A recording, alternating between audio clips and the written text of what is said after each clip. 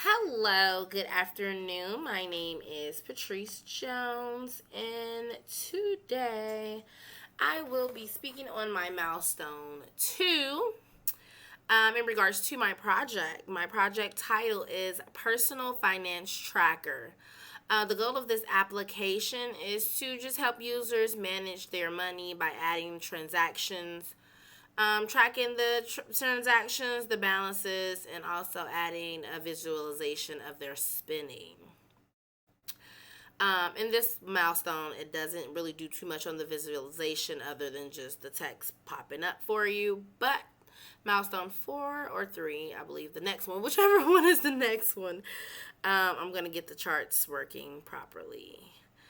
I set up this project in GitHub with a virtual environment in dependencies. I included my README file, the get ignore, so we're going to go over there to that. Get down here. Which is my README, which is just basically giving you a layout of what's all going to happen in this application. First, it's going to do the authorization where the user is able to register. And also, if they're not registering, they can just log again. It gives you that assistance on the dashboard. With the transactions, the features is managing them. So you can add, delete, edit, change, select different categories, all things like that. All of that data is stored in my JSON / my database. Excuse me. So we're just gonna go through that code. Here we go. Just finish reading these. So yeah, everything is stored in my CVS for my data storage. Also DB in regards to the authorization and stuff. So firstly, we're just going to walk through a few codes. We're going to start with my transactions. This is basically calling to order how it's going to be added. So you'll get the amount, the category, and based upon which user ID is implemented when you sign in. You don't have to keep going in, editing, deleting, like, oh, that's not mine, this is someone else's. So it's categorized based on that person. So have all that. You get to view the total spent, which is the sum. If you made an error, you can edit it. If you just like, hey, that's too much of an error, you can just delete it. So that shows you there. All right, so we're gonna go back over here. Some of my required text. Ouch. Using the flash for the login gives you that information. So I'll get ignore. It's pretty long based upon I put everything in here from me testing it, or my data files is, my OS files, all the packaging, how I want the environment to be set up. It's there. Typically with the VNV is mostly what I use.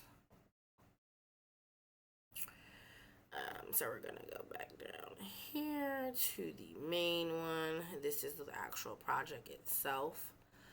So here it's saying import the transactions from the Python, py that we're using. But with this one, we're doing it on the DB database, which is giving the web page. It'll populate. Basically, this is how it's going to populate after you log in, and it tells you like which user you are. You're going to pick between these 1 through 6. Excuse me, with 6 meaning you're going to exit it. As before, I love the if, else, if thing, because you can basically add in so much. If this happens, then this can happen, then this can happen. It's my favorite part of writing code, honestly. So that is the code. Let's see what else I can show you guys. So basically the templates that we're going to use this off of, mostly for the registration to log in and how it populates. is these files in my template. So you get to add edit, the base, which is just the populating the financial personal finance tracker. The login, you put your name and an email address. You put your name and then you put a password in. So it'll save that to that database for you. The transaction form is not yet complete, but it will be ready for milestone 3. Alright, so we're going to leave here. Just get a quick view of my high-level design doc. So just to make sure that we're still on the same track. Add, edit, delete transactions, view balance, recent transaction. The charts, still working on that part, but the user authorization to log in definitely works. So basically, we did this one, week 1, week 2, most of week 3 information. So right now, we're in the mix of wrapping it up plus getting that chart to work. It does save the recent transactions. It just doesn't give you that chart, which is either bar or pie chart. So I'm working on that. It does not yet filter through the months, but I'm polishing that up as well. Working on a few codes, as you see right here. My little cheat sheet, how to get back in to get everything working. So let's see here. We did that one. We're in there. Okay, cool. So we're gonna be here. So let's move this over just a little bit. I hope you can see. So we're gonna call it in. I did hurt my finger, so I am typing extra slow. Hopefully the time doesn't run out like it did before, and I have to redo this video all over again. So type my name in, because we're gonna call this up. Boom. We're gonna hit that slash, because we're going personnel. Tracker. Alright. Oh. What you mean?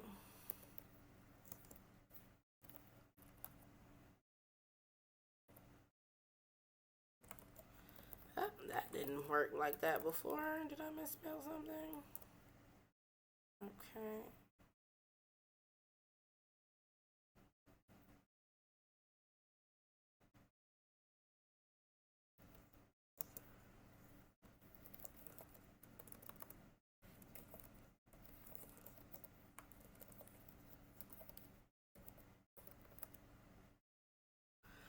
Okay, there we go.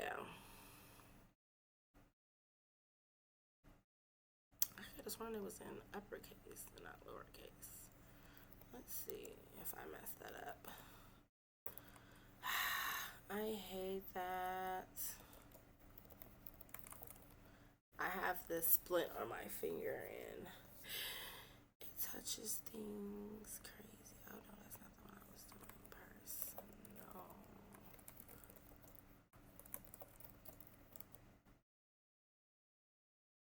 Okay, let's see if this is where it's located. Because I think I might have to do this video all over again.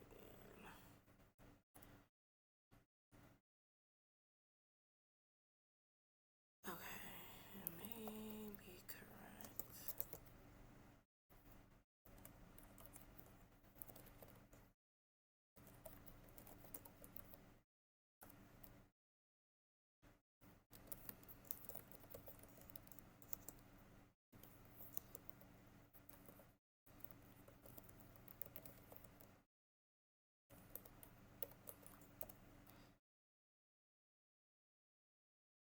Alright, loading all of that up.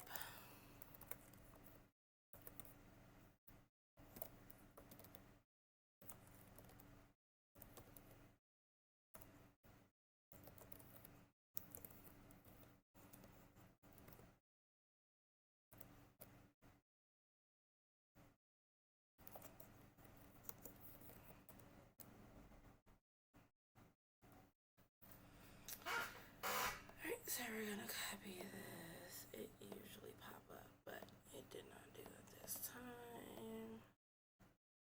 But we can get it to pop up. Let's see. Let's see.